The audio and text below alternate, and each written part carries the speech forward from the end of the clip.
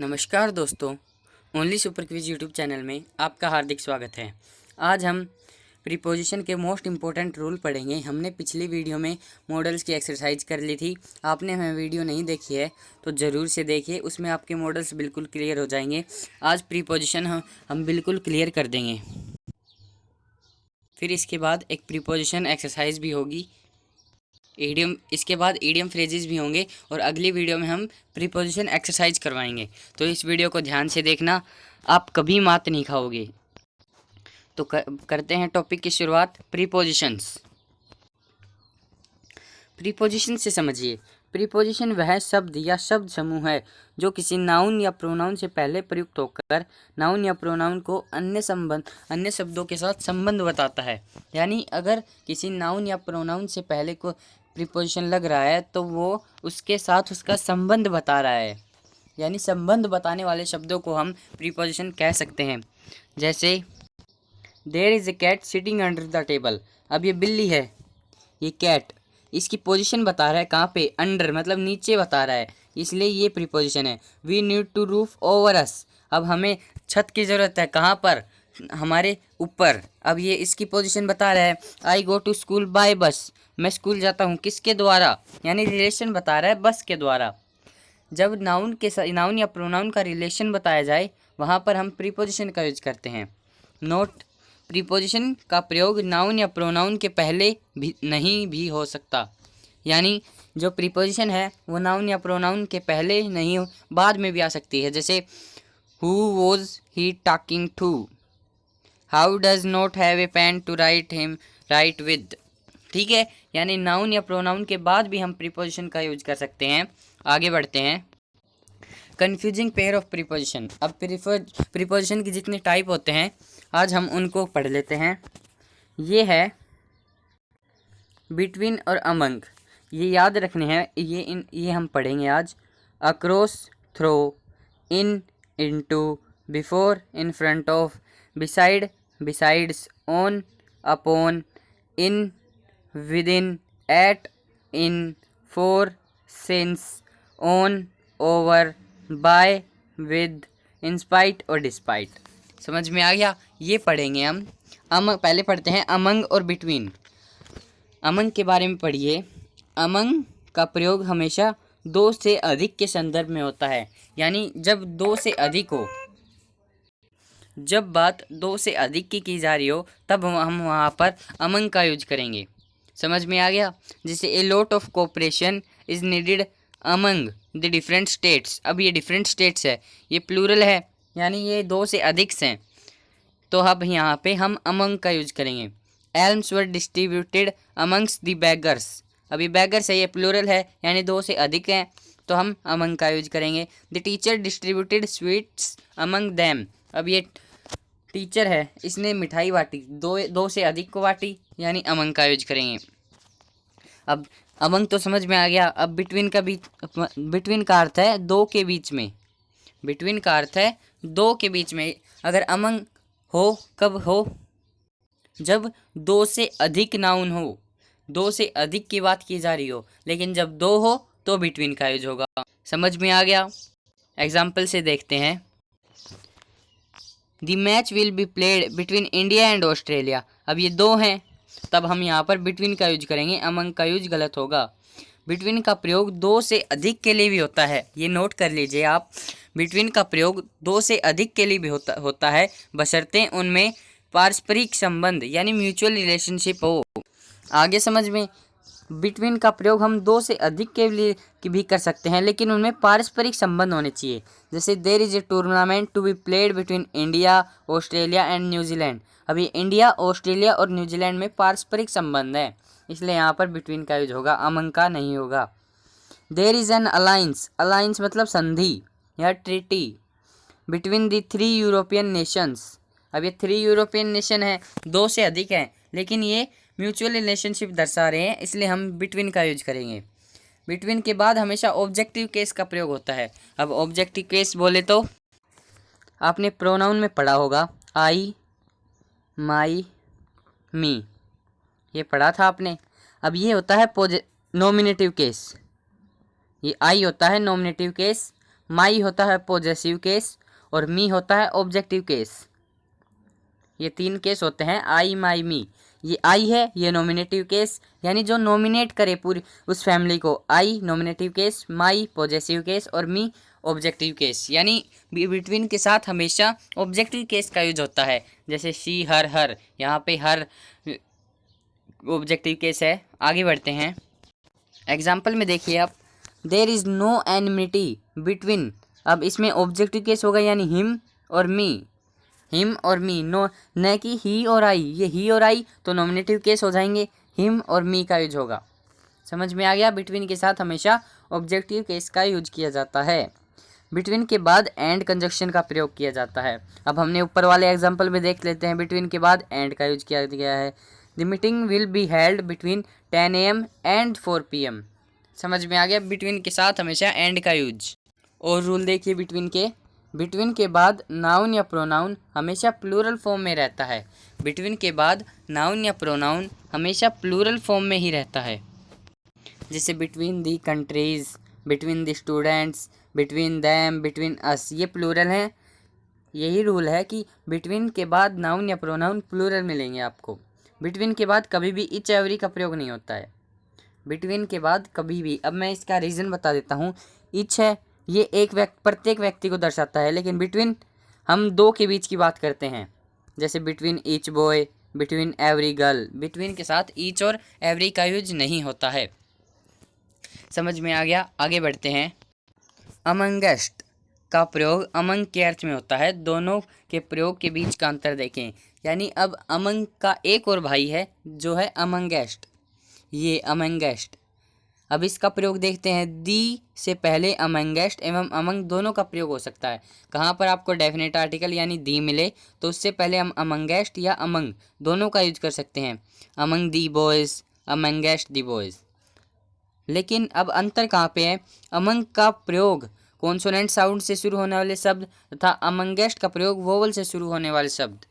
अब आपने आर्टिकल में मैंने पढ़ाया था, ए का यूज जहाँ कॉन्सोनेंट साउंड आ रही हो, एन का यूज जहाँ वोवल साउंड आ रही हो। ऐसे ही जहाँ कॉन्सोनेंट साउंड आ रही हो वहाँ अमंग, जहाँ वोवल साउंड आ रही हो वहाँ अमंगेस्ट। जैसे अमंग दैम, अमंगेस्ट अस। अस की में ए की आवाज़ आ रही है, इसलिए हम यहाँ पर यूज करेंगे अमंगेस्ट। आगे बढ़ते हैं। अब हम अमिड तथा अमिडेस्ट का प्रयोग भी 2 से अधिक के लिए होता है।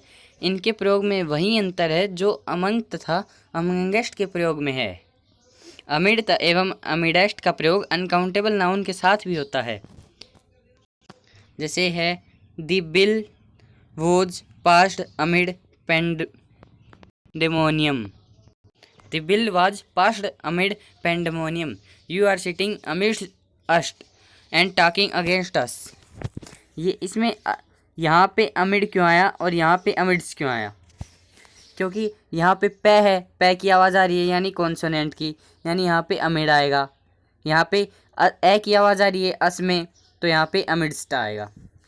समझ में आ गया। बिसाइड और बिसाइड्स। बिसाइड का अर्थ होता है के बगल में और बिसाइड्स का अर्थ है के अलावा। ये आपको याद रखना है। यहाँ पे एस लगते ही इसका मतलब ये हो जाएगा और यहाँ से एस हटते ही इसका मतलब ये हो जाएगा। बिसाइड के बगल में, बिसाइड्स के अलावा। एग्जाम्पल में देखें, ही सेट बिसाइड मी यानी वह मेरे बगल में बैठा है। और बिसाइड्स हिज चिल्ड्रन, उसके बच्चों को छोड़कर, his nephews and nieces were also present at ceremony. उसके बच्चों को छोड़कर उसके भतीजे और भतीजी भी प्रेजेंट थे सेरेमनी में। आ गया समझ में। अब हम फोर और सिंस के बारे में पढ़ते हैं। फोर और सिंस। फोर ये हमने टेंस में पढ़ा था बचपन में, फोर का यूज कब होता है और सिंस का यूज। ये इसमें प्रीपोजिशन में भी पढ़ते हैं।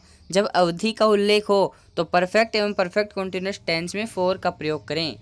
जब अवधि हो, अवधि मतलब जैसे कई साल के बीच का अंतर, कई दिनों के बीच का अंतर, कोई कितने घंटे, मतलब फिक्स टाइम नहीं दिया हुआ हो तो हम फोर का, और फिक्स टाइम हो तो सिंस का। I have eaten nothing for a long time, इसमें अवधि नहीं, अवधि दी गई है यहाँ पर फोर।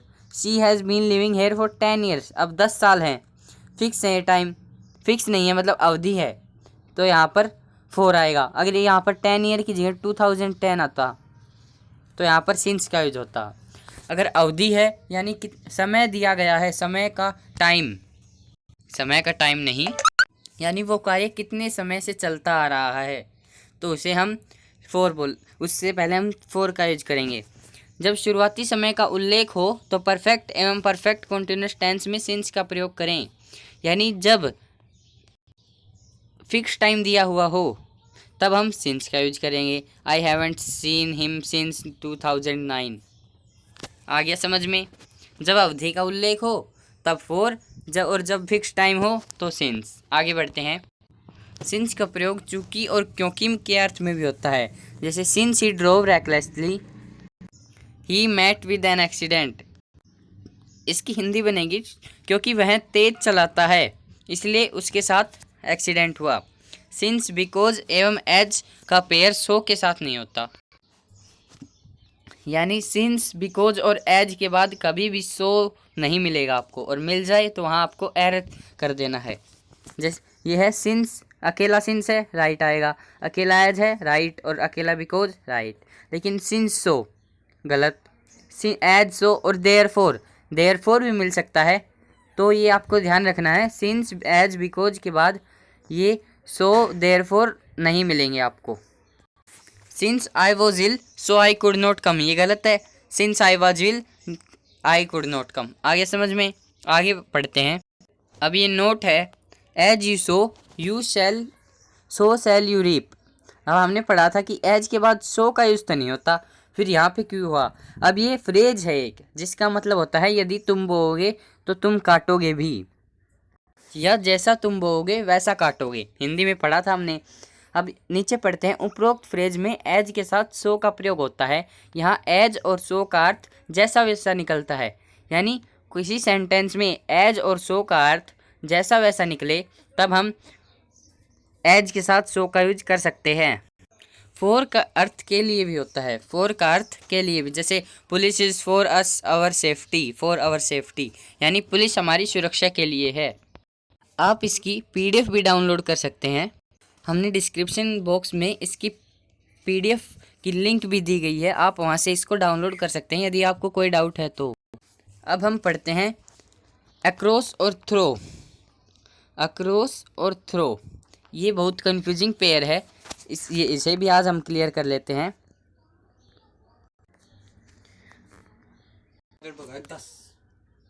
अक्रॉस का अर्थ होता है एक तरफ से दूसरी तरफ, यानी जब हम एक तरफ से दूसरी तरफ सड़क पार कर रहे हैं तब अक्रॉस का यूज करेंगे।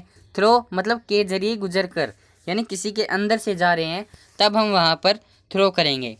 जैसे आई स्वैम अक्रॉस द रिवर, यानी हम नदी के एक तरफ से दूसरी तरफ जा रहे हैं तब हम अक्रॉस का यूज करेंगे। The message was conveyed to me by him through her, के जरिए, यानी इसकी हिंदी बनी, वो मैसेज बताया गया मुझे किसके द्वारा?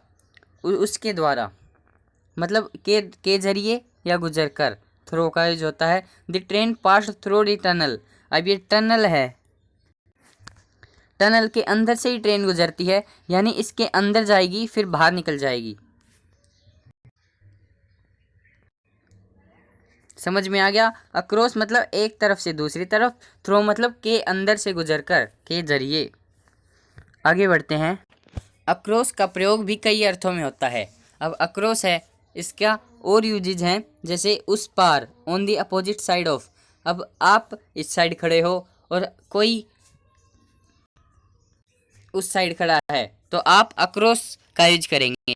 जैसे he is waiting for me across the road, अब वो रोड पार तो नहीं कर रहा है लेकिन वो आपका इंतजार कर रहा है, कहाँ पर? अपोजिट साइड ऑफ रोड, दोनों तरफ, both sides. A tree fail across the railway line that caused the accident, यानी हम इसका प्रयोग ऐसे भी कर सकते हैं, बोथ साइड यानी दोनों तरफ में। A tree fail across the railway line, यानी अब ट्री गिर गया रेलवे लाइन पे, मान लीजिए ये रेलवे लाइन है, अब ये ट्री है, ये गिर गया, यानी दोनों तरफ गिरा है, ये दोनों पटरियों पे गिरा है, तो हम अक्रॉस का यूज करेंगे। कम अक्रॉस यानी अचानक मुलाकात होना, अचानक मुलाकात होना। When I was going to college I suddenly came across to my childhood friend. अब हमने पढ़ा कम अक्रॉस यानी अचानक मुलाकात होना, तो इसमें आई सडनली, सडनली का मतलब ये अचानक, तो केम अक्रॉस अचानक मुलाकात होना। इसकी हिंदी बनाइए, आई मैं, सडनली अचानक, केम अक्रॉस अचानक, यानी 2 बार अचानक आ गया तो आप गलत है, ये सेंटेंस गलत है। यहाँ पर सडनली को हटा दें क्योंकि केम अक्रॉस का अर्थ ही होता है अचानक मुलाकात होना, अतः केम अक्रॉस के साथ सडनली का प्रयोग न करें। इसका सही होगा When I was going to college, I came across to my childhood friend। तो ये यहाँ पे गलत हो जाएगा, यहाँ पर सडनली का प्रयोग नहीं होगा। आगे बढ़ते हैं हम। अब अगला रूल है केम अक्रॉस के साथ विद का प्रयोग नहीं होता है। केम अक्रॉस के साथ विद का प्रयोग नहीं होता है। अगर आपको केम अक्रॉस के साथ, आपको कहीं पर कम अक्रॉस के साथ विद मिल जाए तो आपको वहाँ एरर कर देना है। जैसे एग्जाम्पल है आई कम अक्रॉस विद हिम, ये गलत है। ओन और अपोन क्या अर्थ समझते हैं। ओन, ओन यानी ऐसी चीज़ जो सरफेस से टच हो रही है, यानी उस पर रखी है, टच भी हो रही है और उस पर रखी भी है। अपोन यानी टच नहीं हो रही, मोशन में है।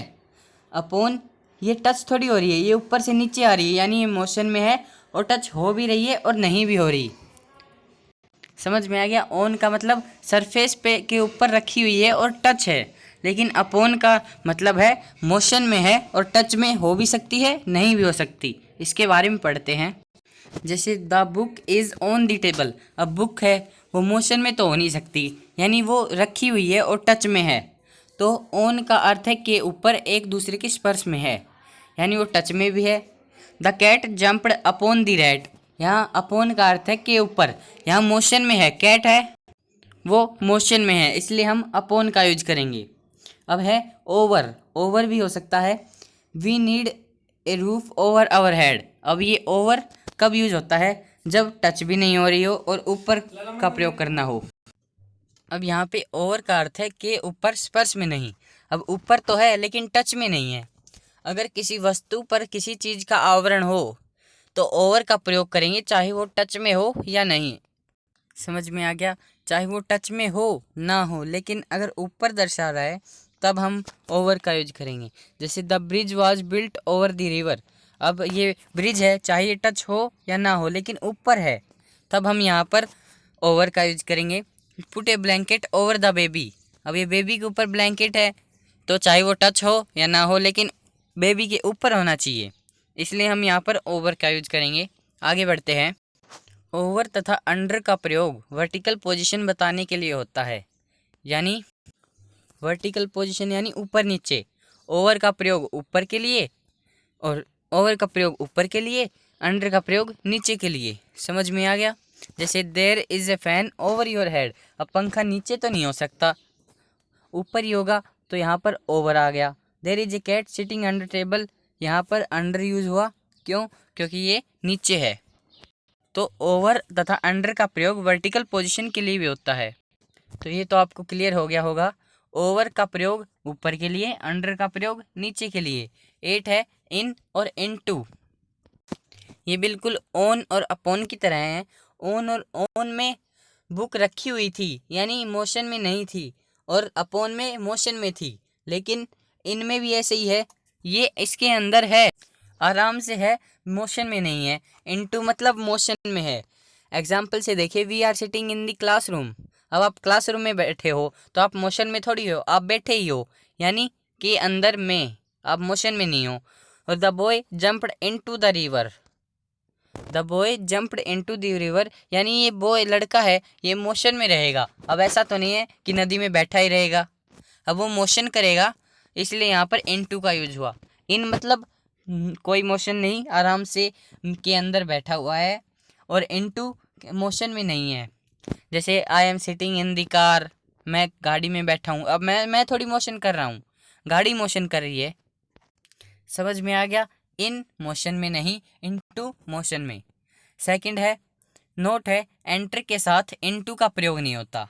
एंटर के साथ इनटू का प्रयोग नहीं होता। अगर आपको कहीं पर ये मिल जाए एंटर के साथ इनटू, तो आपको वहाँ पर हटा देना है, और यहाँ थ्रो के साथ भी इनटू नहीं, इन का प्रयोग करें। ये जो थ्रो है यहाँ पर इनटू नहीं इन का प्रयोग करें, यानी एंटर के साथ इनटू का प्रयोग नहीं होगा, थ्रो के साथ भी इनटू का प्रयोग नहीं होगा। He entered into the room, into हटा दें, यानी ये एंटर के साथ इनटू का प्रयोग गलत होता है। समझ में आ गया? आगे बढ़ते हैं। ये एग्जाम्पल है, he threw the bell into the well. अब ये इनटू नहीं आएगा यहाँ पर, ये इन आएगा। हमने ऊपर रूल पढ़ा, थ्रो के बाद इनटू नहीं इन का प्रयोग करें, तो यहाँ इनटू के स्थान पर इन का प्रयोग करें। एंटर इनटू एग्रीमेंट या अलायंस एवं एंटर ऑन अपॉन का प्रयोग करना सही है, यानी ये आपको याद रखना है। एंटर इनटू एग्रीमेंट या अलायंस, एंटर के साथ इनटू का प्रयोग हो सकता है कब? जब एग्रीमेंट या अलायंस हो, एंटर ऑन अपॉन हो, तब हम ये सही है। ऑन टाइम ये आपको समझ में आ गया होगा। एंटर के साथ इनटू एग्रीमेंट या इनटू अलायंस, एंटर के साथ ऑन या अपॉन हो सकता है। आगे रूल है ऑन टाइम इन टाइम, ये समझा देते हैं आपको। ऑन टाइम का मतलब होता है समय पर, इन टाइम समय से। अब ये क्लास है, ये समय पर स्टार्ट होती है 7:15 पर, और समय से जैसे आप एग्ज़ाम में समय से पहुंच जाते हैं। एग्जाम्पल देखते हैं, we reach the examination centre in time, हम समय से एग्जामिनेशन सेंटर में पहुंच जाते हैं। The examination start on time, examination समय पर शुरू होता है। अब समय पर ऑन टाइम, समय से in time. We thought that the train would be late but it arrived exactly in time नहीं आएगा, ऑन टाइम आएगा।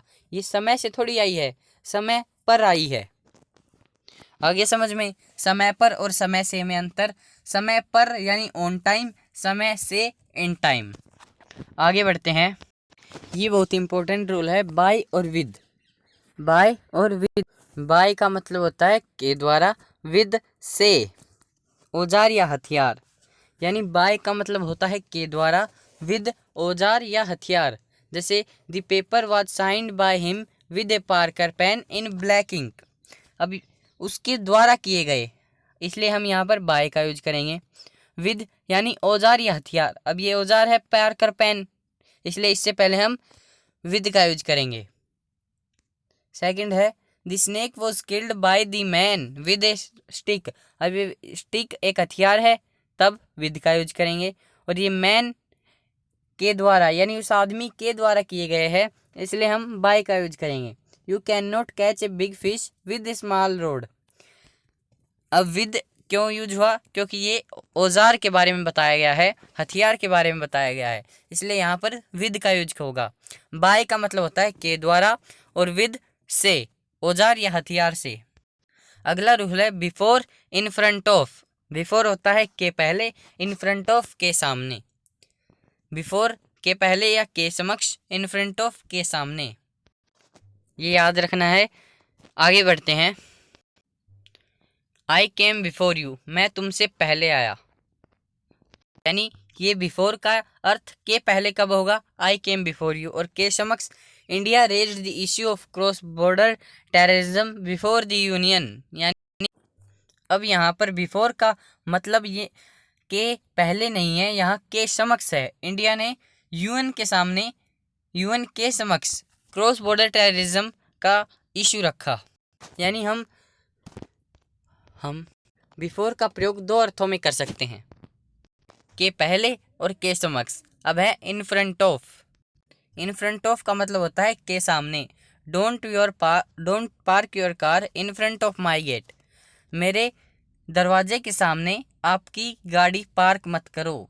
इन फ्रंट ऑफ के सामने, ये तो इजी था। एट और इन में समझते हैं। सापेक्ष रूप से छोटे स्थान के साथ एट और बड़े स्थान के साथ इन का प्रयोग करें।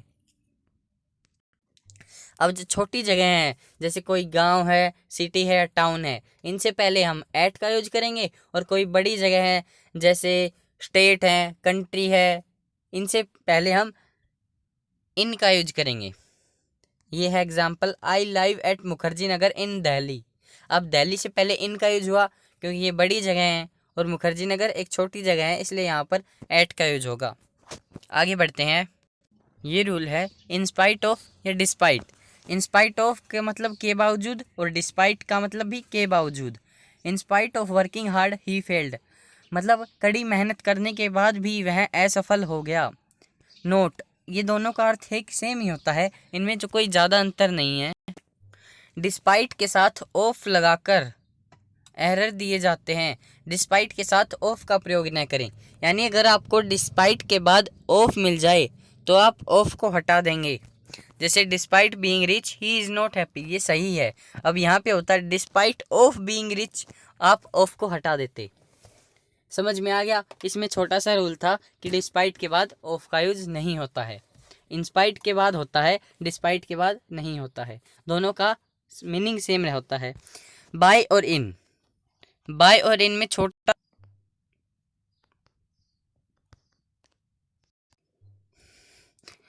I am sitting in the car, अब आप किसी के अंदर बैठे हुए हैं तब आप इन कहेंगे। I am going in car, लेकिन अब आप किसी के अंदर बैठे हुए मोशन में हैं तब हम वहाँ पर बाय, जैसे मैं कार के अंदर बैठा हूँ तो कार के अंदर, इन मतलब मैं कार में बैठा हूँ, मतलब मैं मोशन में नहीं हूँ। लेकिन अगर कार मोशन में है तब हम वहाँ पर बाय का यूज करेंगे। जैसे I am going in car, ये गलत है, I am going by car सही होगा, हम गाड़ी के द्वारा जा रहे हैं। समझ में आ गया? बाय मतलब के द्वारा, इन मतलब में। इसमें दे रखा है किसी भी वाहन से यात्रा करते हुए दर्शाया जाए तो बाय प्लस व्हीकल का प्रयोग किया जाता है, लेकिन अगर पैदल यात्रा करने की बात की जाए तो ऑन फुट का प्रयोग किया जाता है। यानी जब किसी आप वाहन से यात्रा कर रहे हैं तब बाय प्लस व्हीकल, जैसे I am going by car, ये व्हीकल, कार व्हीकल है तो इससे पहले हम बाय का यूज करेंगे। लेकिन अगर पैदल यात्रा की जा रही हो तब हम वहाँ पर ऑन फुट यूज करेंगे। जैसे I go to Paramount on foot, मैं पैदल जाता हूँ, यहाँ पे पैदल की बात हो रही है यानी ऑन फुट का यूज करेंगे। 15 है एग्जैक्ट टाइम हावर। अब ये आपको समझ में नहीं आ रहा, ज़्यादा सोचने वाली बात नहीं है। यानी कोई एग्जैक्ट टाइम दे रखा है, एग्जैक्ट घंटा दे रखा है, तब आप वहाँ पर एट का यूज करेंगे। कोई महीना दे रखा है तो इन, ईयर के में भी इन, डे में ऑन और डेट में ऑन। मंथ ईयर है तो इन, ये आप समझ लीजिए थोड़ा सा। अगर डे और डेट है, दिन तथा तिथि है, ये है, तब हम वहाँ पर ऑन का यूज करेंगे। मंथ ईयर है तब इनका, और एग्जैक्ट टाइम है तो एट का। जैसे आई रीच्ड एट 7 o'clock, अब ये एग्जैक्ट टाइम है, सही घंटा है तो एट आएगा। मई महीना है तो इन, 2005 साल है तो इन, मंडे डे है तो ऑन।